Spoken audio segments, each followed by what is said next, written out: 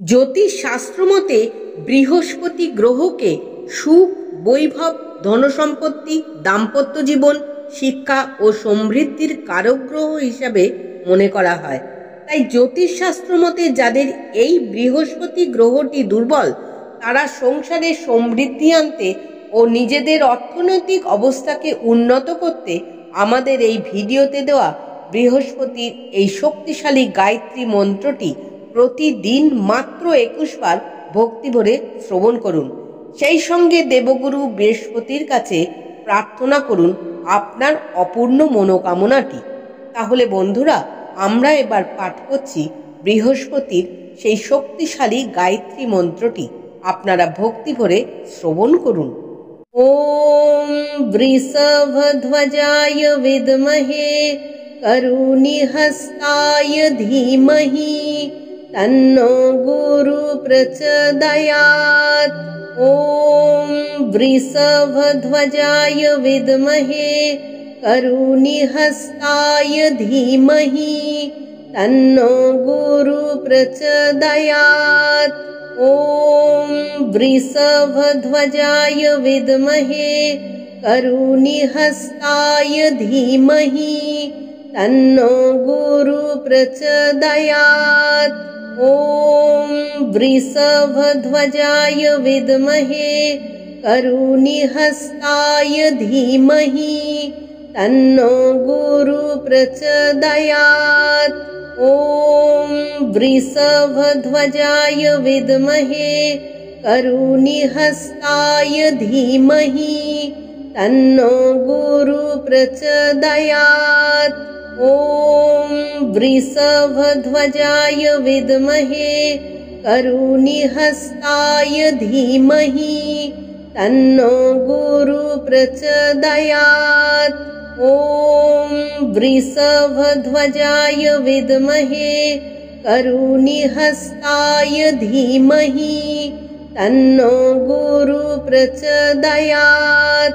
ওম বৃষভধ্বজায় বিদ্মহে করুণিহস্তায় ধীমহি তন্নো গুরু প্রচোদয়াৎ। ওম বৃষভধ্বজায় বিদ্মহে করুণিহস্তায় ধীমহি তন্নো গুরু প্রচোদয়াৎ। ওম বৃষভধ্বজায় বিদ্মহে করুণিহস্তায় ধীমহি তন্নো গুরু প্রচোদয়াৎ। ওম বৃষভধ্বজায় বিদ্মহে করুণিহস্তায় ধীমহি তন্নো গুরু প্রচোদয়াৎ। ওম বৃষভধ্বজায় বিদ্মহে করুণিহস্তায় ধীমহি তন্নো গুরু প্রচোদয়াৎ। ওম বৃষভধ্বজায় বিদ্মহে করুণিহস্তায় ধীমহি তন্নো গুরু প্রচোদয়াৎ। ওম বৃষভধ্বজায় বিদ্মহে করুণিহস্তায় ধীমহি তন্নো গুরু প্রচোদয়াৎ। ওম বৃষভধ্বজায় বিদ্মহে করুণিহস্তায় ধীমহি তন্নো গুরু প্রচোদয়াৎ।